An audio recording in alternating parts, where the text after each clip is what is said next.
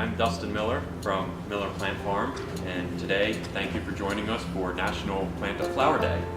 Today we're going to plant a cold tolerant planter, something that we can enjoy early on in the season, something that can tolerate some light frosts, especially if we harden it off or acclimate it to colder temperatures at a strategic time. So what we want to do is we're going to plant this, and then we're going to wait for some decent weather.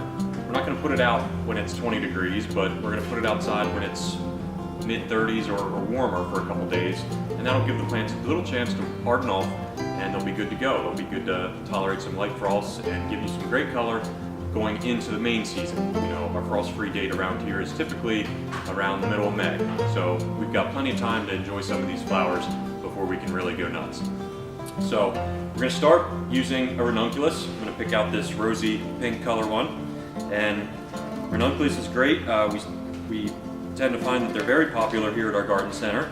They have a nice double bloom, and they get several of them through the season. So they'll bloom well, kind of like a pansy, you know, into June a lot of times. So one tip I can give you for planting is, you know, when you plant your plants, and this goes for just about everything really, it's a good idea. These plants are grown in containers. The roots are kind of bound up sometimes.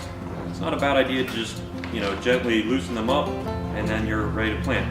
Another tip I can give you is when you plant plants, it's always a good rule to only plant them as deep as their existing soil line. Sometimes I see people put them in too deep, you know, the soil line's way up on the plant. That's really not that healthy for the plant. So you want to only plant as deep as your existing soil line. So I'm just going to add a little more soil to my pot.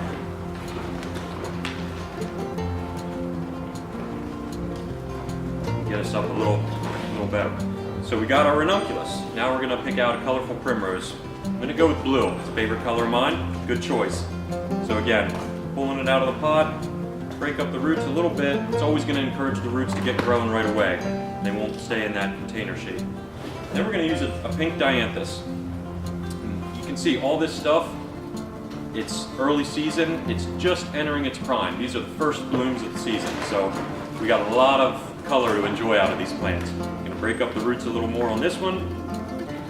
Now what I'm going to do is I'm going to fill the pot up a bit more with soil. And I'm using our house blend. This is the Miller Plant Farm soil that we use in all of our production.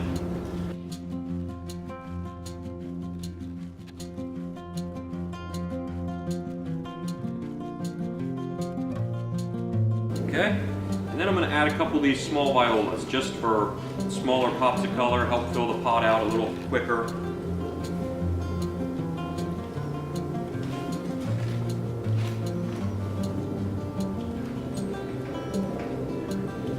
Okay, now just a little bit more soil.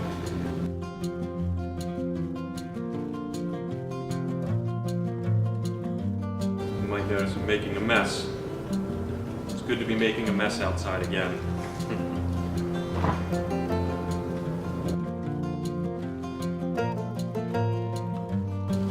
And just pack them in a little bit.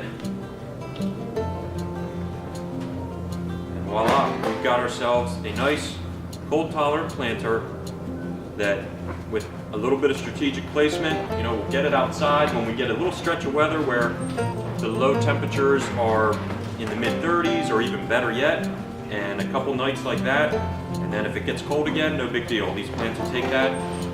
You'll have your great spring color taking you right up to the main season. The planter's ready to go. All we have to do now is just add water and fertilizer.